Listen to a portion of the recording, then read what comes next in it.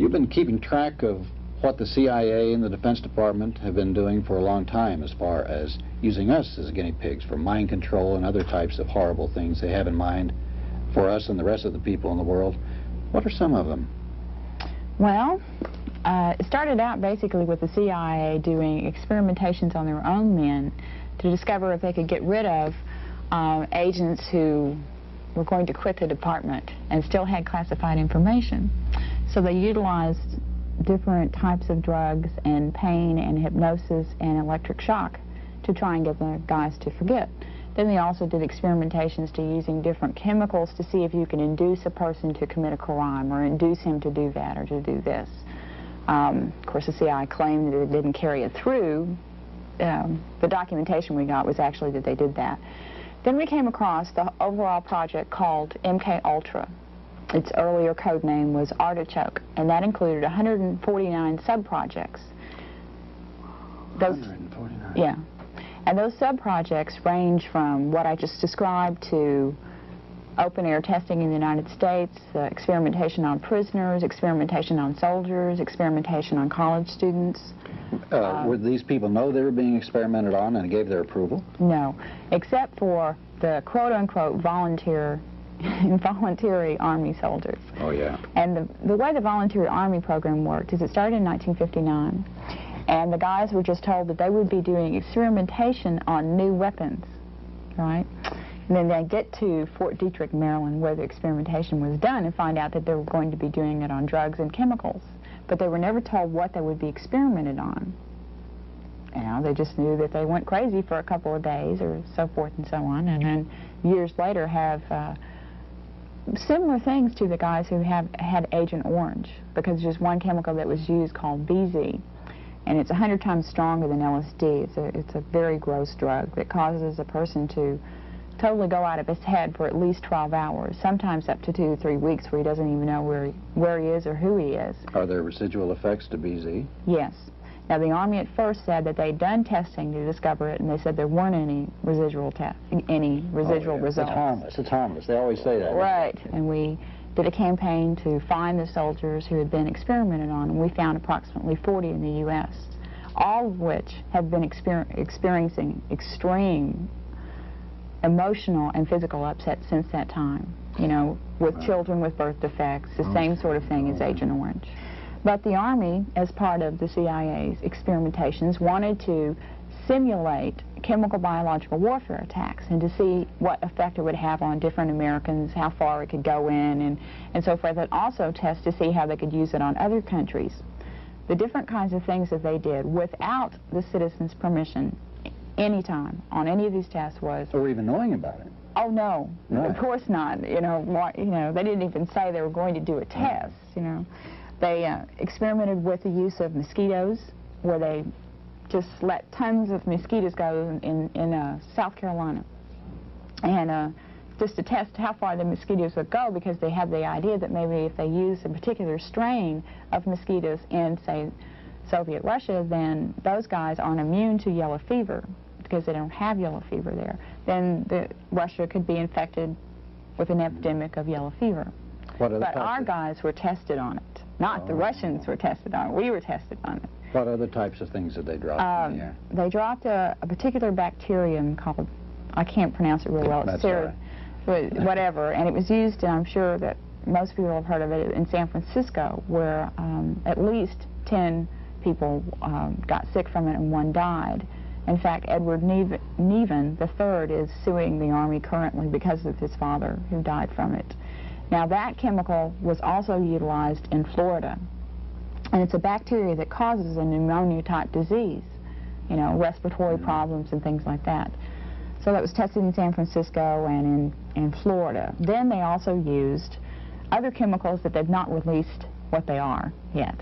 In New York, they released it in subways and in tunnels and in turnpikes in 1965 and 1956 and 1966 in 2 different tests.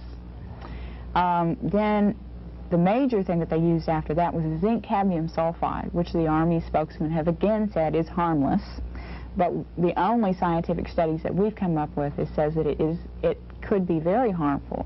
In fact, if a person is exposed to it continuously, it could cause death.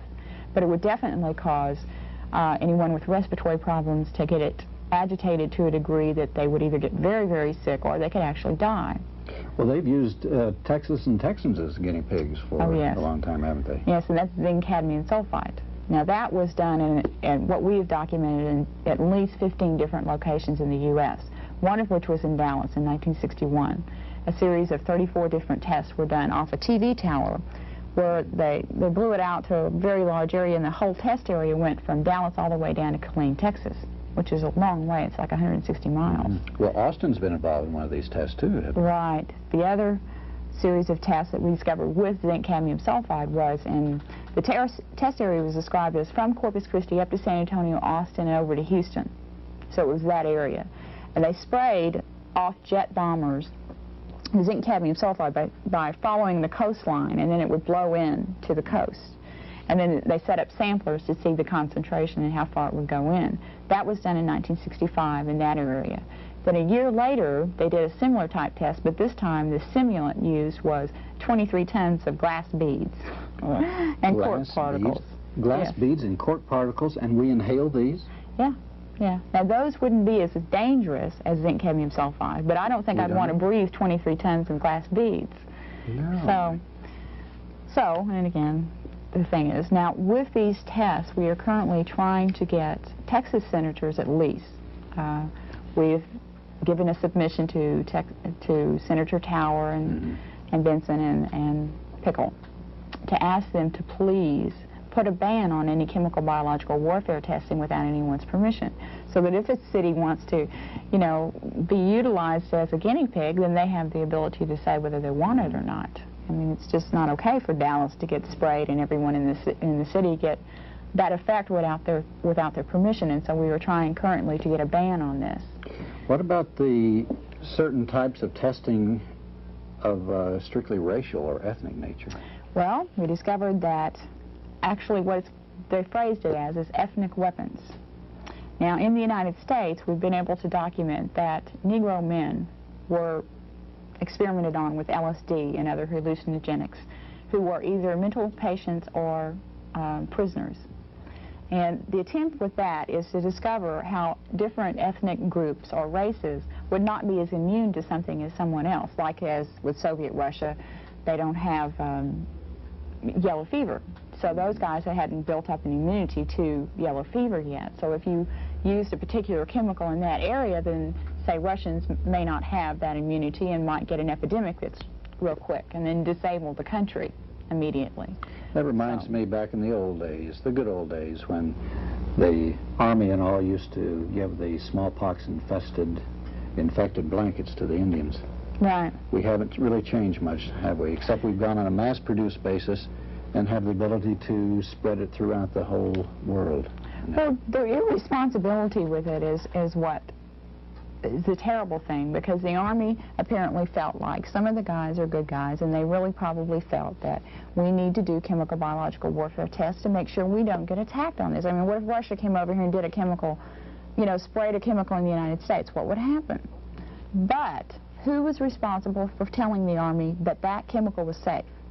I mean, that has never been in any of the documentation. Who was responsible for saying that BZ, which is an extremely dangerous drug, could be used on our soldiers? Who said it was okay to use Agent Orange and that it was harmless? You know, those guys cannot be found. They're not in the documentation. You can find out about all the tests, and then, of course, you go to the Army because the Army conducted the test. But who in the Army said it was okay? And that's what I think is the thing that must be found out, because those individuals, I think, should be prosecuted. It was a criminal. It was a criminal thing. It shouldn't have been done.